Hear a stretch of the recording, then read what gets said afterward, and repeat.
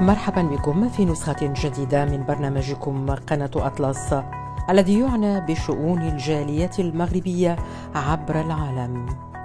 اليوم وفي لقاء قناة أطلس عادل فركان يلتقي الكاتب الكبير الطاهر بن جلول.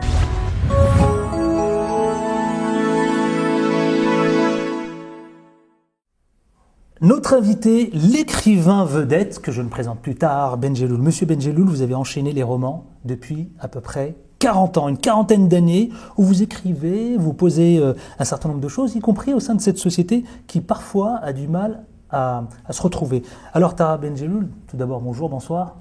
Bonjour et bonsoir, ça dépend à quelle heure passe l'émission. Merci d'être avec nous. J'en prie. Alors dites-moi, vous êtes d'origine marocaine de Fès, vous êtes écrivain. Je suis marocain. Pas d'origine, je suis marocain absolu. Marocain absolu de la région de Fès. Oui, de Fès, je suis né à Fès. Vous êtes né à Fès. Vous y retournez de temps en temps? Oui, bien sûr. Oui. Bien sûr, ouais. Qu'est-ce que, quand vous y retournez, c'est plutôt cadre familial ou plutôt... Oui, dans le cadre familial, parce que j'ai encore ma soeur, ma tante, tout ça. Mais quand je retourne à Fès, dans la vieille ville où je suis né, où j'ai vécu, j'ai beaucoup de... Je souffre parce que c'est une ville qui est en train de souffrir. Donc, bon, c'est comme ça. Pourquoi vous dites qu'elle souffre?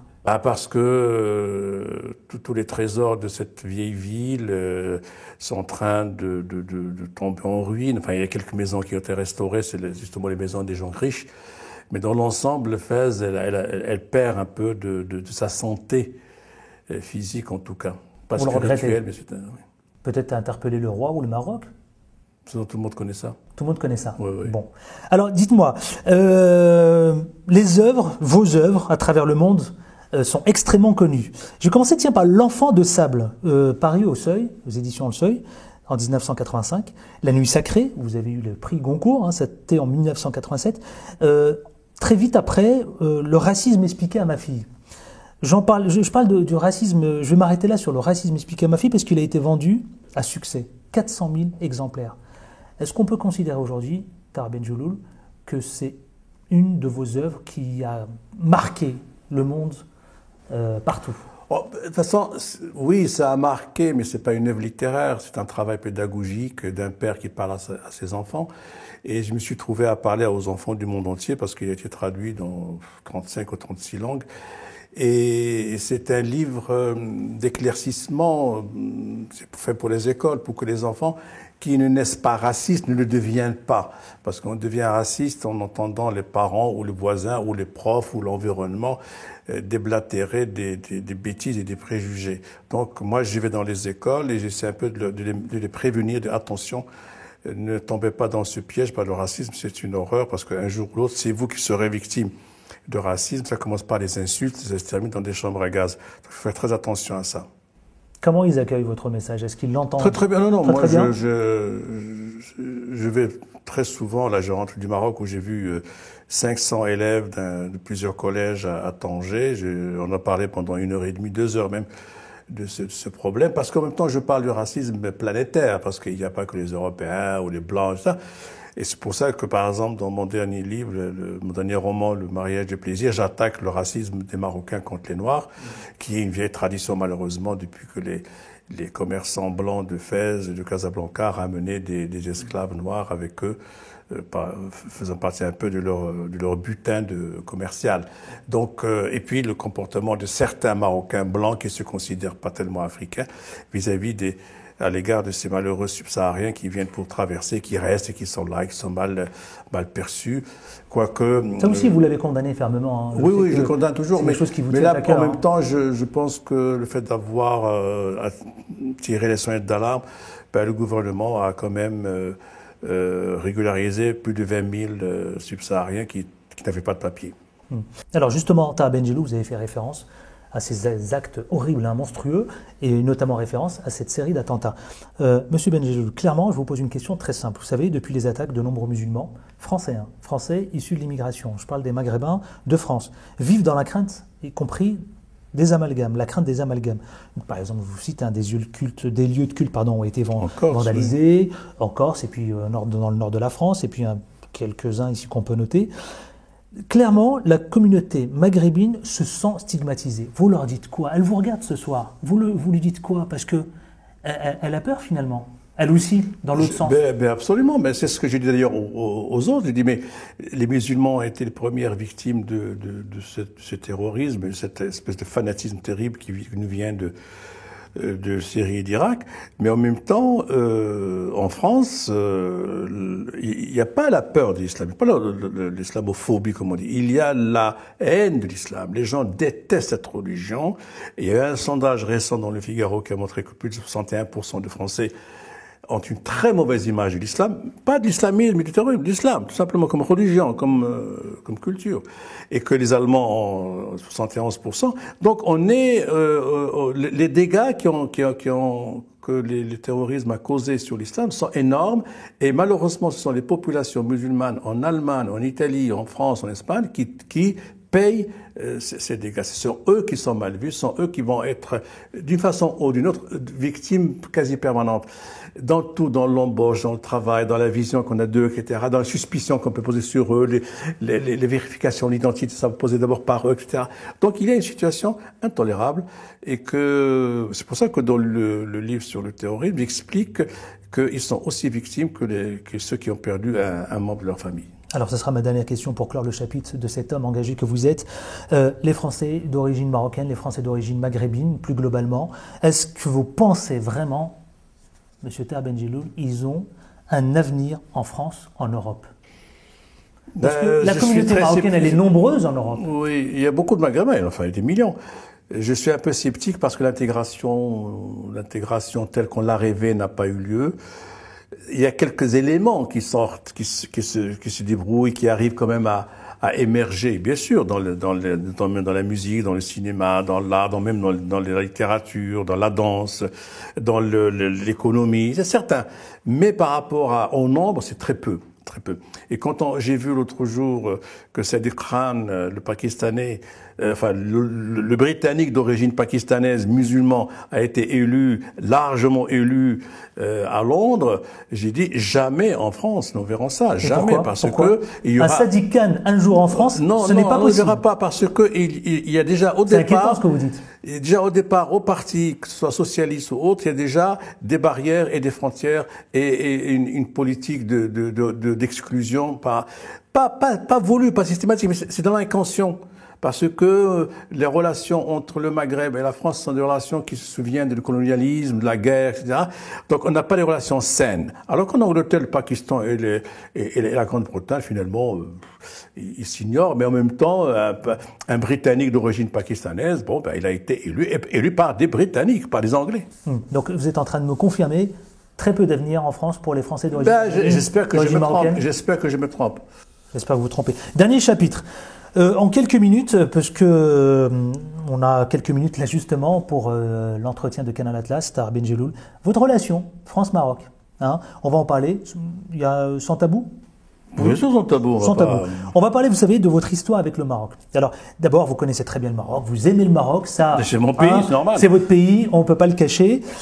Quelle est votre relation, clairement, sans langue de bois, s'il vous plaît, quelle est votre relation aujourd'hui avec le Maroc, aujourd'hui? D'abord, moi, j'y suis très souvent, j'y suis 4-5 mois de l'année au Maroc avec des va-et-vient. Et à chaque fois que j'arrive, je suis en colère parce que j'ai tellement de choses que je n'aime pas. Dès que j'arrive à l'aéroport, je vois comment les choses... Il y a au Maroc un laisser-aller, un manque de sérieux et un manque de ponctualité, un manque d'exactitude, de précision qui m'énerve. Pourquoi? Parce que je voyage beaucoup, je vois comment les gens se comportent ailleurs et chez nous, on devrait quand même donner un peu plus une meilleure image. Deuxième point, je suis marocain, donc je suis forcément le premier à réagir et j'aime mon pays. C'est parce que j'aime mon pays et que je tiens beaucoup à ce que mon pays avance et soit un très beau pays et qui ait sa place, une belle place dans le monde, que je critique et que je dénonce. Et ça, c'est naturel. Je suis aussi sévère avec la France parce que et Dieu sait si j'ai écrit des choses terribles sur la France. Donc quand on aime un pays, on le critique forcément. Et moi, si je dois parler aux Marocains, évidemment, je suis pas mandaté, je suis comme eux, je suis un citoyen parmi tant d'autres. Mais je supporte plus les gens qui veulent des passe-droits. Vous faites l'accueil, ils peuvent passer devant. Ils conduisent comme des voyous parce nous avons malheureusement un taux de mortalité sur les routes qui est scandaleux par rapport à la population que nous avons. Les gens ne se respectent pas mutuellement. Il n'y a pas de respect. Et puis, j'ajoute une chose, il y a une violence de plus en plus accrue maintenant à l'égard des femmes au Maroc qui s'exprime. J'ai deux filles qui lorsqu'ils sont au Maroc, s'ils ne sont pas en voiture, s'ils marchent à pied, elles souffrent de l'agressivité et le harcèlement de voyous, des gens qui parfois ont l'air bien habillés, tout ça. Mais il y a au Maroc une espèce de permissivité donnée à l'homme qui insulte, qui dit des gros mots. J'étais une fois avec mes filles et j'entendais des très gros mots qui m'ont fait rougir. Ce sont des choses inacceptables. Et ça parce que le Marocain, en général, pas tous les Marocains, mais certains Marocains ne sont pas éduqués, n'ont pas reçu l'éducation, ne sont pas cultivés, ils ne sont pas civilisés. Ça, je le dis franchement devant eux, et je le répéterai si je devais le répéter. Même si ça doit faire quelques vagues. Mais bien sûr, il faut faire des vagues. Non. Parce que la plupart des Marocains pensent comme moi. Parce que quand on est au Maroc, de quoi on parle? On parle du Maroc. C'est curieux, hein? Le sujet principal des Marocains, c'est leur pays. En France, on parle d'autre chose. Au Maroc, on parle que... Alors, pourquoi ça va pas? Pourquoi il y a la corruption ici? Pourquoi ce juge a pris de l'argent? Pourquoi ce gendarme a été pris en flagrant délit? Pourquoi ce type a violé une petite fille ou un petit garçon? On parle que de ça, parce que les Marocains d'aujourd'hui, il y a une catégorie de Marocains d'aujourd'hui qui veulent que leur pays sorte de ces images horribles. Tahar Benjelloul, on arrive au terme de cette émission, de cet entretien, pardon. Alors, très court, votre ville préférée, et pourquoi? Tanger. Tanger, pour quelle raison? Oh, parce que c'est mon enfance. Ah, j'aurais parié Fès, non, même pas. Non, parce que Fès, je vous dis tout à l'heure, je souffre quand je suis à Fès. Je suis pas bien, je suis pas à l'aise à Fès. Alors Tanger, pourquoi? Parce qu'il y a deux mers, l'Atlantique et la Méditerranée, et j'adore ça. Qu'est-ce que vous y faites?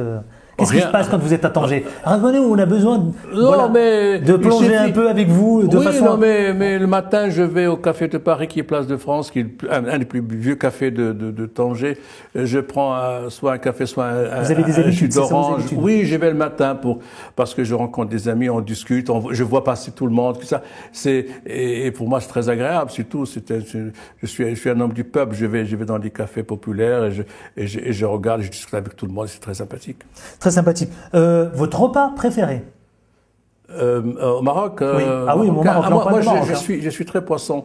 J'aime bien les tagines de poisson avec tchermila et tout ça. J'adore ça. Vos vacances au Maroc, c'est où? Ça se passe où? Pas de vacances. Moi, je connais pas de vacances. Je sais pas ce que c'est que les vacances. J'ai toujours écrit ou peint ou travaillé. Non. Je suis à Tanger parce que j'ai l'habitude d'y aller parce que je suis à Tanger tous les étés, mais c'est pas vraiment des vacances. Si je vous dis que l'ensemble des Marocains, enfin certains en tout cas, considèrent que vous êtes, quand on lâche ce mot, ce nom d'une personnalité, Tahar Benjelloul, certains disent « Ah, c'est l'ambassadeur du Maroc ». Vous leur répondez quoi? Vous leur dites quoi? Ça vous fait plaisir?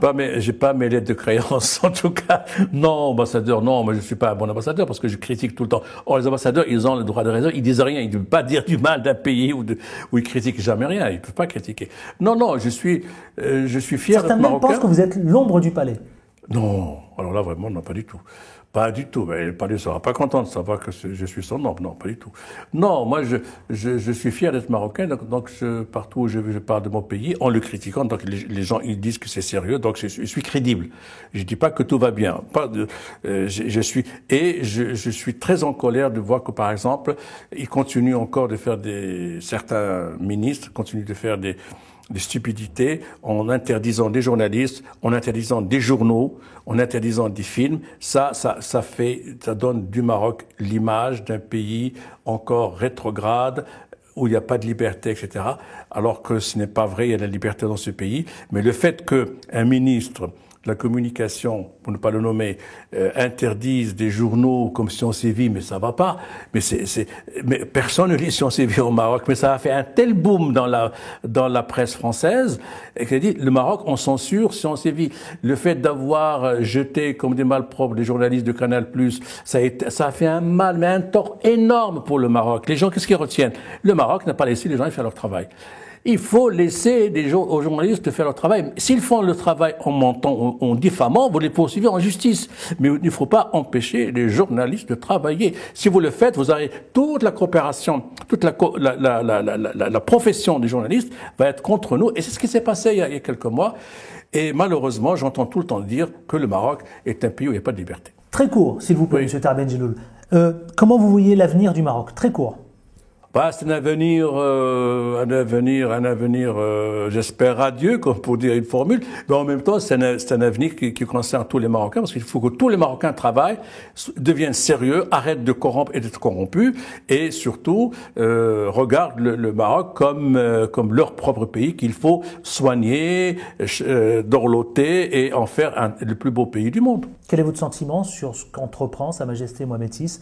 Tout le monde sait que j'admire Sa Majesté et que je lui ai dit personnellement que j'aime beaucoup son travail, sa volonté, son ambition de faire de ce pays un pays moderne. Je le soutiens et je l'admire. Vous allez regarder la caméra enfin, ce sera le mot de la fin, et vous allez essayer, tenter de dire ce que vous voulez, ce qui vous passe à l'esprit, M. Tahar Benjelloul. Un message aux Marocains et aux Marocaines. D'abord, vive le Maroc, c'est important. Il faut que le Maroc vive. Deuxièmement, encore une fois, je répète ma même réflexion, que les jeunes Maroc lisent. Il faut qu'ils prennent un livre, qu'ils lisent, parce que là, ils lisent en arabe, en berbère, en anglais, en français, n'importe quelle langue, mais il faut qu'ils lisent, il faut apprendre les langues. Troisième point, il faut être sérieux. Quand vous donnez un rendez-vous, soyez à l'heure. Quand on vous confie un travail, faites-le sérieusement. Arrêtez de vous plaindre. Soyez exigeant avec vous-même. C'est ça le plus simple. Parce qu'on ne peut pas avancer aujourd'hui dans le monde moderne où tout le monde fait le maximum pour avancer. Et nous, on va encore continuer à vouloir faire un passe-droit, passer avant les autres. Non, ne passez jamais avant les autres. Faites la queue quand vous êtes chez la boulangerie. Faites la queue, soyez vigilants en respectant les codes de la route, la priorité, etc., etc. Ce sont des choses très simples de la vie quotidienne. Absolument. Et la démocratie commence à la maison. Il faut qu'on se respecte mutuellement. Et je le rappelle à tous celles et ceux qui nous regardent ce soir dans l'entretien de Canal Atlas, Le mariage de plaisir, c'est le dernier ouvrage qui est le vôtre aux éditions Gallimard. Voilà. Merci infiniment, Monsieur Tahar Benjelloul. Merci à vous. D'avoir accepté notre invitation Merci. et d'avoir Merci été à vous. avec nous. On se Merci. retrouve très vite. Restez fidèles. À très bientôt.